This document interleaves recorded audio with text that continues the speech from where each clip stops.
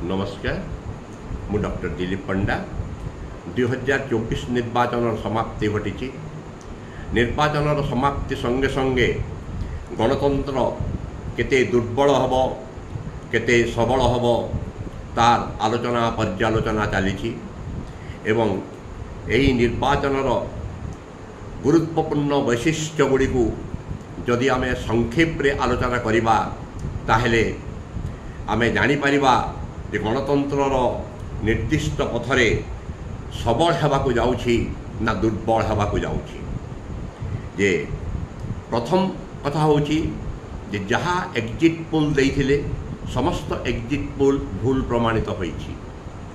यार अर्थ होछि जे exit poll रे भोटर्स मानक ठारू जो तथ्य संग्रह करा जाउछि भोटर्स माने चतुरतार सहित भोट दौरान एवं चतुरतार सहित कथा कहते सही चतुरता ही एवं से भोट देवार भितरे तांकर जो उद्देश्य रहुची ताहा निर्वाचन फलरू जना पड़ुची जे प्रतिटी भोटर मध्यरे गणतंत्र को केमिति सबल करा जिवो केमिति सफल करा जिवो सही मनोवृत्ति रही। जे आमे जदि पॉइंट बाय पॉइंट सूक्ष्म भाव में विशद भाव में आम जदि आलोचना करिबा ताहेले एक नंबर गुरुत्वपूर्ण वैशिष्ट्य होउछि जे एई निर्वाचन फलाफल रे प्रतिफलन हेइछि जे the unique diversity of the country. जे काश्मीर ठू कन्याकुमारी विभिन्न अंचल रे विभिन्न विविधता रही प्लुरालिटी डाइवर्सिटी जे गोटे होमोजेनिटी कि गोटे यूनिफॉर्मिटी सारा देश रे नाही। एई विविधता होउछि ए देशर वैशिष्ट्य ए देशर सौंदर्य गणतंत्र मध्य सौंदर्य। जे विभिन्न प्रसंग को नहीं विभिन्न विभिन्न राज्य रे निर्वाचन फलाफल अनुसंधान करे जानी पारिबे विभिन्न विभिन्न प्रसंग अलग अलग प्रसंग को नहीं अलग अलग राज्य रे। जे जदि कौ राज्य रे गोटाए दल को प्रत्याख्यान कराई अन्य राज्य रे संपूर्ण भाव में सही दल को ग्रहण कराई। जदिओ मोदी तांकर चिराचरित ढंगरे जहाँ 2014 कि 2019 करथिले जे से चाहिथिले जे निर्वाचन व्याख्यान को गोटाए प्रेसिडेंशियल फॉर्म स्टाइल करदेवा जे व्यक्तिकेन्द्रिक करिकी जे मोदी केन्द्रिक जमती कि मोदी ग्यारंटी मोदी या कले मोदी सैया कले मोदी ग्यारंटी बीजेपी रो ग्यारंटी नुहे दलर ग्यारंटी नुहे मोदी को ग्यारंटी यही जो व्यक्तिकेन्द्रिक व्याख्यान यह होची this reflects arrogance of power. J Modi guarantee द्वारा 400 पार एटा दिस रिफ्लेक्ट्स यह होची गोटे क्षमतार अहंकार प्रतिफलन ए मुकार एरोगेंस ऑफ पावर लोक सह्य करती ना कौन ना कौन स्टेज रे ताहा प्रत्याख्यात हुए ताको प्रत्याख्यान करती। तो से जो प्रेसिडेंशियल फॉर्म ऑफ नैरेटिव से गोटे पढ़ा को जाऊले से सफल हेले ना कहीं अन्य पटरे गोटे जो गोटे कोएलिशन एलायंस जोटा इंडिया एलायंस थिला से माने विभिन्न विभिन्न प्रसंग को विभिन्न विभिन्न स्टेज रे उत्थान करिगले से जे गोटे व्याख्यान गोटे नेरेटिव याडे गोटे नेरेटिव हैला तो सियाडे भी गोटे नेरेटिव हैला तो व्यक्तिकेन्द्रिक ताहा प्रेसिडेंशियल फॉर्म टाइप रो निर्वाचनी प्रसार हो पारिला नाही एवं ताहा द्वारा निर्वाचन फल एई प्रकार रहेला जे व्यक्तिकेन्द्रिक शासन व्यवस्था हो पारिबो नाही गोटे मिलित मंत्रिमंडल हेबो। जे जदि एब्सोल्यूट मेजोरिटी रे रहिले जेमिति जहाँ जेते बेले चाहिए जड़े करेंगे करुले सेटा एबे आउ हेई पारिबो नाही। पुणी आमे सही 89 पर्यंत जोटा चली 89 पर जो मिलित मंत्रिमंडल धारा आरंभ होता आ 14 रु बंद हो जाता एवं पुणी आम एक मिलित मंत्रिमंडल जमाना को फेरीगला जहाद्वारा कि चेक्स एंड बैलेंसेस जे गोटाए निर्दिष्ट दल आउ तो दल ना गोटे व्यक्ति केन्द्रिक दल माने से व्यक्ति जहाँ चाहिए ताहा होतला सेटा हेई पारिबो नाही जे आमे डेमोक्रेसी रू एक व्यक्तिवाद ऑटोक्रेसी आड़ को जो जीवार गोटे प्रणाली देखा दौला जहाद्वारा कि गणतांत्रिक अनुष्ठान गुड़िक सस्टेनेबल हो पारि कि नहीं बोली गोटे प्रश्नबाची सृष्टि होता से गोटाए फुल स्टॉप पड़ा गोटे कोएलिशन एरार आरंभ है जोठिकी गोटे एकोमोडेटिव कोएलिशन जो अन्य पार्टी मानक सहित मिलमिशिकी तांको एकोमोडेट करिकी तांको कथा सुनिकी तांको द्वारा आलोचना करिकी जहाँ सरकार निर्दिष्ट करिवे नीति प्रणयन करिवे सो यह द्वारा केवल केंद्रीय स्तर रे गोटे चेक्स एंड बैलेंस रहिबो मन इच्छा शासन हेब नहीं सेटा नुहे फेडरालिज्म रो मध्य एस्टाब्लिश हो पारिबो दृढ़ भाव में 2 नंबर टेक अवे होची जे आज दिन में एमती निर्वाचन फलाफल होइथिबार सत्वे बीजेपी भारतीय जनता पार्टी होची देशर सबुठारु बृहत दल एवं नरेंद्र मोदी होचंती देशर सबुठारु पॉपुलर नंबर 1 नेता एथिरे कौन से रिफ्यूटाल नहीं से एब्सोल्यूट मेजॉरिटी दल न पाई भी किंतु जदि नेहरू समय रे नेहरू 3 थर एमती कंटिन्यूअसली प्राइम मिनिस्टर होते तापर मोदी होती किंतु डिफरेंस होची नेहरू समय रे एते बेसी प्रतिद्वंदिता नथिला किंतु मोदी को एते सब प्रतिद्वंदिता पार दे आगे को बढ़ा को पड़ी still then he is the number 1 leader 3 number है जे ए निर्वाचन रे प्रमाणित है जे गोटाए व्यक्तिर ना रे जो भोट पाइबा कथा जे मोदी ग्यारंटी बीजेपी रो ग्यारंटी नुहे मोदी ग्यारंटी ना रे प्रचार होता सेठी बीजेपी रो मैनिफेस्टो नुहे सेठी मोदी ग्यारंटी सेटा है दलर मैनिफेस्टो ये जो गोटे व्यक्तिकेन्द्रिक प्रचार ये जो व्यक्तिकेन्द्रिक निर्वाचन कि व्यक्तिकेन्द्रिक जो दल रो जो गोटे रही आसी जे 14 मोदी ना रे भोट पाइले 19 मोदी ना रे भोट पाइले ये भी मोदी ग्यारंटी कहले यह प्रमाणित कला निर्वाचन जे मोदी ना रे सर्वाग्रे भोट जीति हेब नाही निर्वाचन जिणवा एते सहज नुहे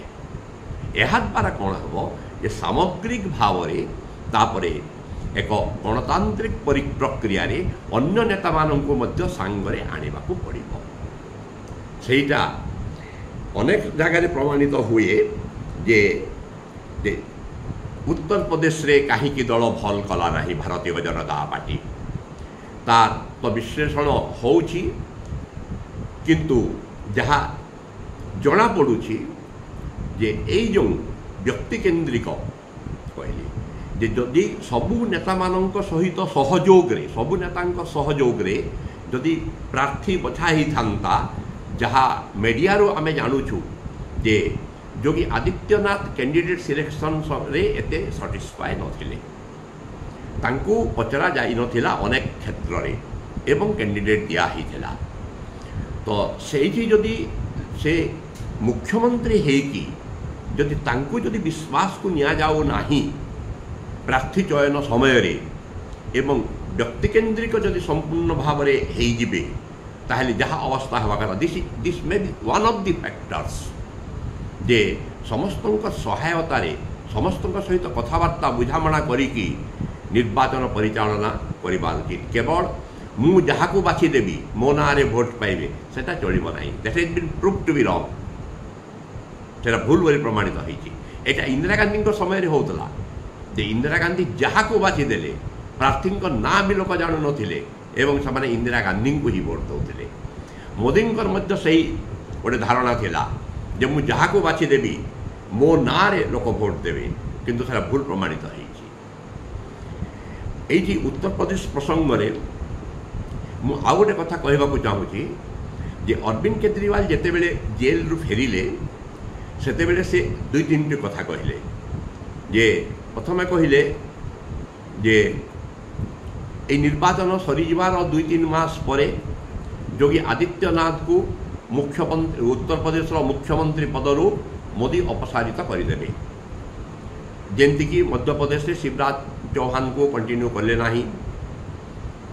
ରାଜସ୍ଥାନରେ ନୂଆ ମୁଖ୍ୟମନ୍ତ୍ରୀ ଆଣିଲେ, ଛତିଶଗଡ଼ରେ ରମଣ ସିଂଙ୍କ ଜାଗାରେ ଅନ୍ୟ ମୁଖ୍ୟମନ୍ତ୍ରୀ ଆଣିଲେ। ସେମିତି ସେ କହିଲେ ଯେ ନିର୍ବାଚନ ସରିବା 2-3 ମାସ ପରେ ଯୋଗୀ ଆଦିତ୍ୟନାଥଙ୍କୁ ପରିବର୍ତ୍ତନ କରିଦେବେ। ତାପରେ କହିଲେ ଯେ 75 ବୟସରେ ତ ଅବସର ନେବା ପାଇଁ ମୋଦି ନିଜେ ଘୋଷଣା କରିଥିଲେ, ଅନ୍ୟମାନଙ୍କୁ ସେଇଥିପାଇଁ ମାର୍ଗଦର୍ଶକ କରିଦେଲେ ଯେଉଁମାନଙ୍କ 75 ବର୍ଷ ହେଲାଣି ବୋଲି। ତାଙ୍କୁ ମଧ୍ୟ ଆଉ 2 ବର୍ଷ ପରେ 75 ବର୍ଷ ହେବାକୁ ଯାଉଛି, ସେ ବି ଅବସର ନେଇକି ଅମିତ ଶାହାଙ୍କୁ ପ୍ରଧାନମନ୍ତ୍ରୀ କରିଦେବେ। ଏଇ ଯେଉଁ ଲାଷ୍ଟ ଦୁଇଟା କଥାକୁ ଅମିତ ଶାହା କାଉଣ୍ଟର କଲେ ଯେ ମୋଦି ଅବସର ନେବେ ନାହିଁ 75 ବର୍ଷ ହେଲେ ମଧ୍ୟ, ଏବଂ ଦଳକୁ ସେ ନେତୃତ୍ୱ ଦେବେ,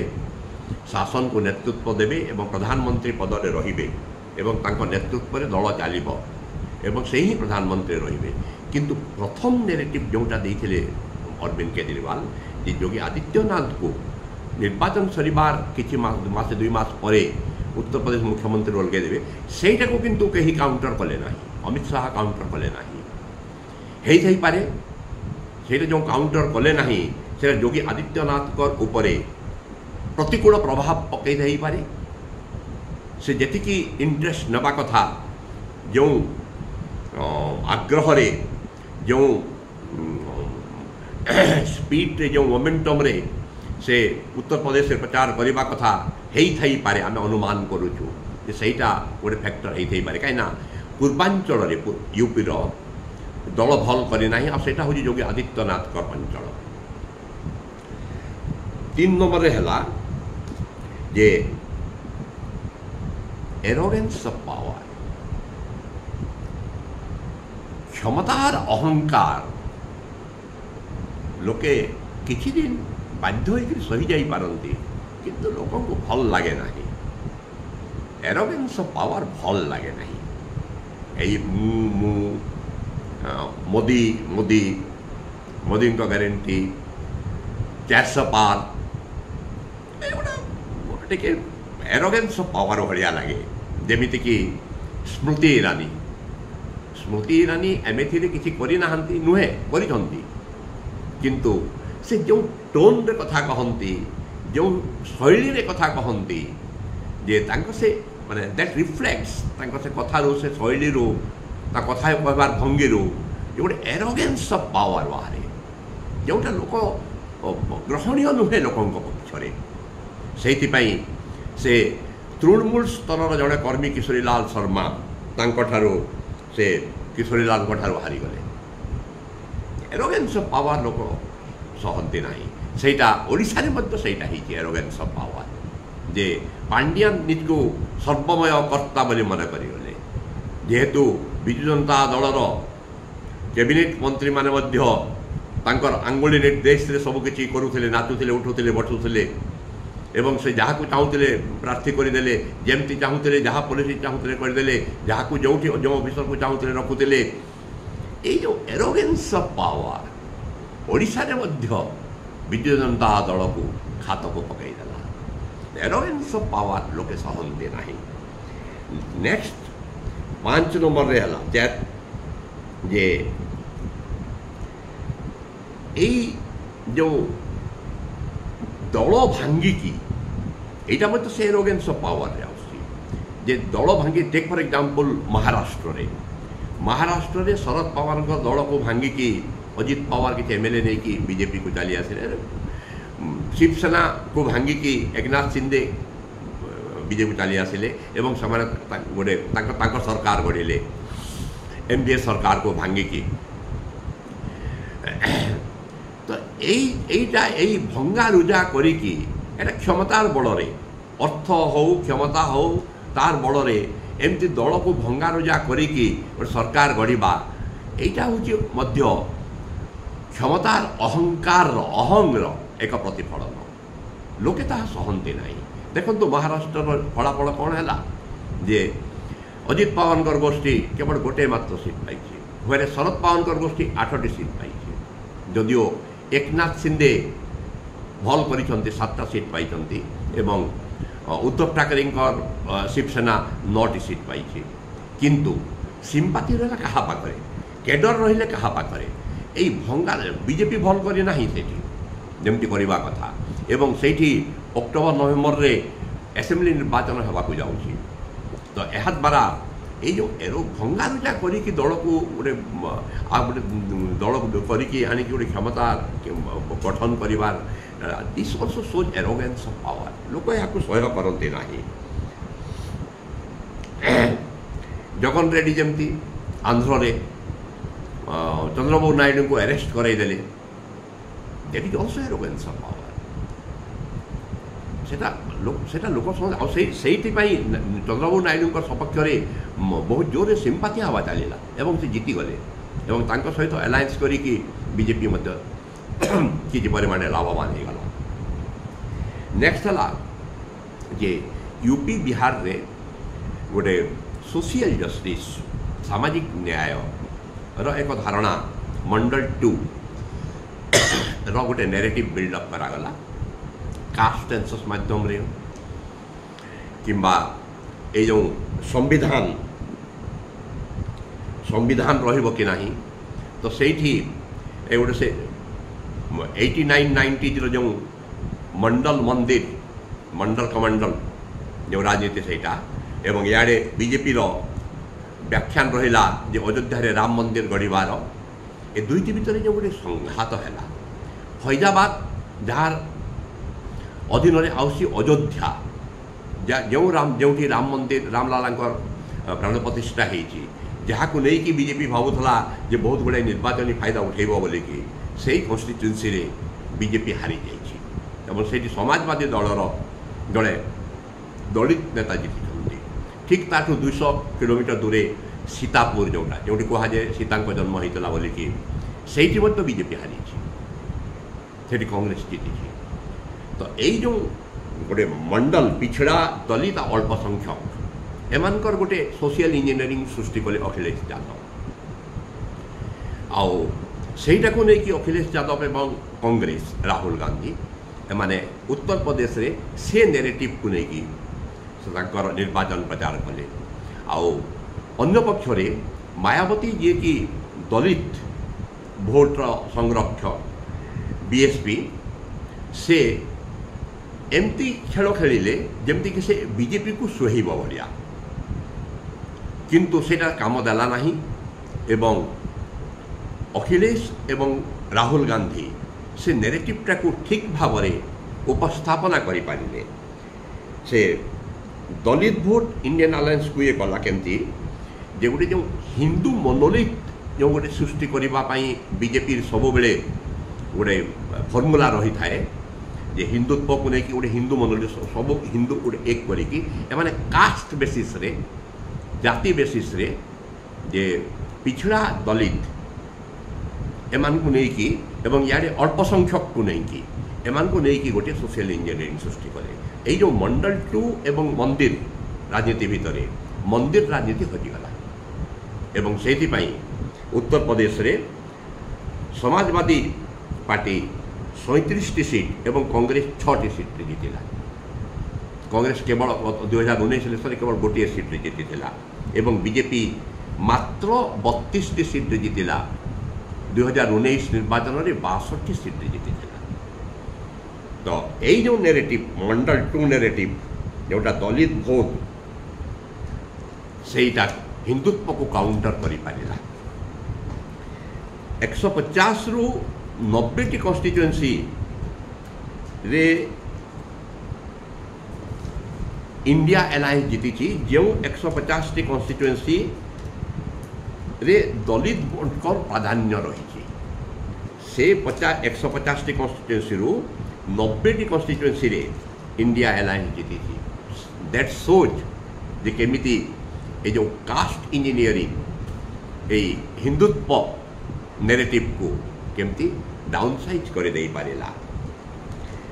नेक्स्ट ला जे ए जो रूरल डिस्ट्रेस जे ग्रामांचल रे कोविड परे परे कोविड समय जो दुर्दशा आरंभ है अर्थनैतिक दुर्दशा सामाजिक दुर्दशा जहाँ फल तांकर आय रे सफिशिएंटली इट फेल डाउन सेमानंपाई एमती कौन सुजोग सृष्टि गला नहीं। कृषक श्रेणी इन जनरल साधारणतः चाषी तांको जेकोसी द्रव्य बिक्री करिबारे बाजार पाइले नहीं एवं प्रॉपर दाम मध्य पाइले नहीं। वाटर स्कैरसिटी ठू आरंभ करिकी मार्केटिंग पर्यंत सबुठी जो ये rural distress low level of income ये रूरल डिस्ट्रेस अनेक परिमाण रे रूरल अंचल रे बीजेपी को कम भोट देछि। रूरल एरिया गुड़ी करू ग्रामांचल गुड़ी करू बीजेपी कम भोट पाई से रूरल डिस्ट्रेस बहुत बड़ कारण बीजेपी सीट कमिबार पाई जे जो प्रकार गोटे नेरेटिव एमाने क्रिएट कले। नेक्स्ट पॉइंट है जे यही जो दलित पिछड़ा अल्प संख्यक मानक नहीं जो नेरेटिव तैयार है एवं ये जो 400 पार नारा देले बीजेपी वाले एवं किसी बीजेपी नेतृवृंद कहले जे 400 पार हेले आमे संविधान बदलैबु से संविधान इश्यूटा को प्रसंगटी को राहुल गांधी धरिले एवं प्रति सभारे से संविधान देखे कहले संविधान बाबा साहेब अम्बेडकर द्वारा तैयार होता संविधान एमाने बदलैबा को जाउछंती एवं संविधान जदि बदलैबे ताहेले जो रिजर्वेशन अच्छी SC ST ताहेले से रिजर्वेशन को समाने उठेई देबे। एटा बहुत परिमाण में स्ट्राइक कला। नेक्स्ट है जो राहुल गांधी जो गारंटी वुमेन मानक पाई जे गरीब वुमेन मानक पाई प्रति मासरे 8,500 लेखा वर्ष को 1 लाख टंका ये डिपोजिट हम सहीटा बहुत परिमाण में काम कला। तो ये जो बिल्डिंग ऑफ नेरेटिव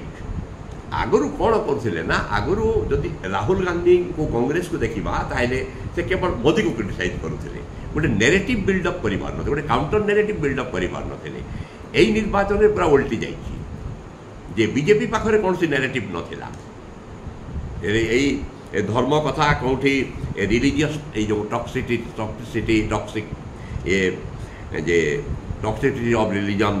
मंगलसूत्र छड़े नहीं जीवे किए मटन खाइला किए माछ खाइला ये तुम महिषी किए नहीं जीवे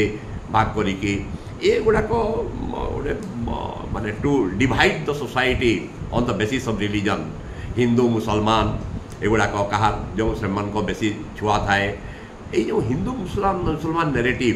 आ धर्म अयोध्या राम मंदिर यही सब काम कला ना केते वर्ष काम कर 89-90 रू ये राम मंदिर सो भारतीय जनता पार्टी चलई केते वर्ष धरिकी लोक ग्रहण करेंगे राम मंदिर तो यही सारा। तो यही धर्म प्रसंग आ काम करूना एमाने रियल इश्यूज को धरले तेजस्वी यादव को देखो बिहार में जदिओ से अलायंस सक्सेसफुल है ना बेसी भोट पाई ना से NDA alliance Janata Dal euro Nitish Kumar एवं भारतीय जनता पार्टी एमाने भल करिसंती किंतु नेरेटिव कौन थिला अनएम्प्लॉयमेंट प्राइस राइज इन्फ्लेशन ये बेकारी समस्या जोटा कि आर्मी अग्निवीर से हरियाणा गोटे इश्यू है राजस्थान इश्यू है यूपी रे इश्यू है से यूपी हरियाणा राजस्थान रे भारतीय जनता पार्टी क्षति होती। तो ये जो अनएम्प्लॉयमेंट को सैन्य विभाग को आर्मी को बहुत जन जानती तो से कम से एरिया से कम कर तो अनएम्प्लॉयमेंट इश्यू कम कर धर्म कम करूना यहाँ बुझी रखा कथा भारतीय जनता पार्टी धर्मर बेसिस रे ये जो डिविजन यहाँ कम करना rather it is always better to reconcile than to divide एवं प्रकृत प्रसंग जोटा लोक फेस करुँच गरीब लोक पार्टिकुलरली ताकू धरा जाऊ। नेक्स्ट है महिला भोट महिला बोर्ड रे अनेक जगह भारतीय जनता पार्टी सक्सेसफुल होती उज्ज्वला सिंह को नहीं स्कीम को नहीं कि जो ये 5 केजी राशन जो दौरान फ्रीली ताकू नहीं किंतु से परिवर्तन होती बेंगल से काम देना बेंगल रे ममता बनर्जी निज स्कीम कर महिला मानी से स्कीम से महिला मैंने प्रति आकृष्ट हेले ओडिशा रे मिशन शक्ति ए पर्यंत काम करूला किंतु एबे काम कला नहीं सुभद्रा योजना ये काम कला चाषी मान जो भारतीय जनता पार्टी घोषणा कला मिनिमम 3100 टंका आम धान पाई देबू से काम कला ओडिशा रे तो विभिन्न प्रसंग विभिन्न राज्य रे काम करी ये जो जीडीपी नंबर को लेकिन largest economy 5th largest economy जो 5 ट्रिलियन इकोनॉमी जीडीपी बढ़ुची 5 स्टार होटेल बढ़िया जीडीपी बढ़ी चली एगुड़ाक प्रसंग नुहे साधारण जनता साधारण जनता हूँ तुम 5 केजी राशन देदेव फ्री नुहे तुम चाकरी दियो पिला रोजगार दियो जमती कि गोटे नियमित भाव में इनकम रोटे स्थायी भाव में स्थिर होगी तो प्रकृत प्रसंग ठारू ओहरी गले निर्वाचन रे एमती अवस्था भोगवाक पड़ पारे कहीपारती मध्यप्रदेश में कहीं भल कला बीजेपी मध्यप्रदेश कैडर देखु ऑर्गेनाइजेशन स्किल देखु से शिवराज सिंह चौहान एवं नुआ जी मुख्यमंत्री होती मोहन यादव एवं इे कैलाश विजय वर्गे जो ऑर्गेनाइजेशन स्किल जो कैडर बेस्ट सिस्टम से जीति कांग्रेस ये जो 52 ରୁ 49 होगला एथि कंप्लासेंट हो चलो ना ऑर्गेनाइजेशन करने को पड़ो ठीक अच्छे दुईटा न्याय यात्रा करके राहुल गांधी से गोटे प्रमाण अंतत 2004 से एमपी थे 20 वर्ष पर अंतत प्रमाणित कले से पप्पू नुहंती जे ही has the potentiality to become a leader यही जिनसा प्रमाण है निर्वाचन में से जो प्रकार भाषण में संविधान कथा जो कॉर्पोरेट मान को जो प्रकार सुविधा दि जाऊँगी किसीटा कॉर्पोरेट को से कथा तापरे जो सोशल जस्टिस कथा जो किसी ग्यारंटीर कथा जो प्रकार उत्थापन करुले जना पड़ा जे से गोटे स्तर को आसीगले जे लीडरशिप नेतृत्व गोटे स्तर को आसिले जोटि से गोटे नैरेटिव बिल्ड करें सक्षम होती से नेतृत्व नहीं पारे किंतु से दायित्व संभालतु केवल मु नेता हेबी किंतु कौन पद पद भी दायित्व संभाली ना यह द्वारा हेब ना दायित्व भी नेबाक पड़ो पद पद भी संभाल पड़ो ताहले जाकि हो पार आईटी अनेस्पत पाईगलु आम गोटे गोटे सुस्थ अपोजिशन को चली आसी कंप्लासेंट हेल्ले चलो ना नेक्स्ट है अलायंस पॉलिटिक्स केमती काम करोटी काम करुँची कौटी ना देखो यूपी रे काम कला इंडिया अलायंस किंतु बिहार रे काम कला ना महाराष्ट्र रे काम कला महाराष्ट्र रे काम कला शरद पवार ब्रेन पाई जेहेतु शरद पवार द्वारा गाइडेड हेले जे उद्धव ठाकरे और कांग्रेस से काम कला तो अलायंस इंटेलिजेंटली अलायंस करने को पड़ो जदि इंटेलिजेंट होते मैंने नीतीश कुमार को प्रथम रू जदि इंडिया अलायंस जदि कन्भेनर कर से एनडीए को आसी नते एवं से सक्सेसफुल हो जाते इंडिया अलायंस सरकार गढ़ाई जदि नीतीश कुमार आसी नते ठीक समय रे से चंद्रबाबू नायडू को भी धरी पारि था कि धरले ना किंतु भारतीय जनता पार्टी ठीक टाइम को आरएलडी को भी आना यूपी रे राष्ट्रीय लोक दल को जयंत चौधरी को इे नीतीश कुमार को आनी आसला इे चंद्रबाबू नायडू सहित अलायंस करदेला आंध्र रे सक्सेसफुल होगला देखो कर्णाटक रे कांग्रेस गवर्नमेंट थी भी से बेसी फायदा नहीं पारे ना तो यू कह ना जे कांग्रेस जादू सब आड़े चली अलायंस जब इंटेलिजेंट वे करुँचे जाकि सफल हो पारे जमती हरियाणा कहीं सफल हरियाणा हूँ नेगेटिव भोटिंग से अच्छा अवश्य भूपेंद्र सिंह हुडा अच्छा रणदीप सुरजेवाला कुमारी शैलजा गोटे स्किल अच्छी ऑर्गेनाइजेशन स्किल अच्छी किंतु बहु परिमाण रे भारतीय जनता पार्टी विरुद्ध रे फार्मर्स एजिटेशन अग्निवीर असंतोष थिला से असंतोषटा कांग्रेस को 5टा सीट देती हरियाणा रे तो इंटेलिजेंट वे अलायंस करने को पड़ो तेजस्वी यादव ये किंतु से एक्सप्लोट कर पारे ना बिहार रे जदिव से ही मंडल टू ये भी एप्लाय करुले किंतु से सक्सेसफुल हो पारे ना तो you have to do alliance in an intelligent way next है जे ये जो गोटे नॉर्थ साउथ डिवाइड गोटे नैरेटिव बिल्डअप होता जे slowly BJP growing in south Kerala में गोटे सीट पाई त्रिशूर में सुरेश गोपी जीति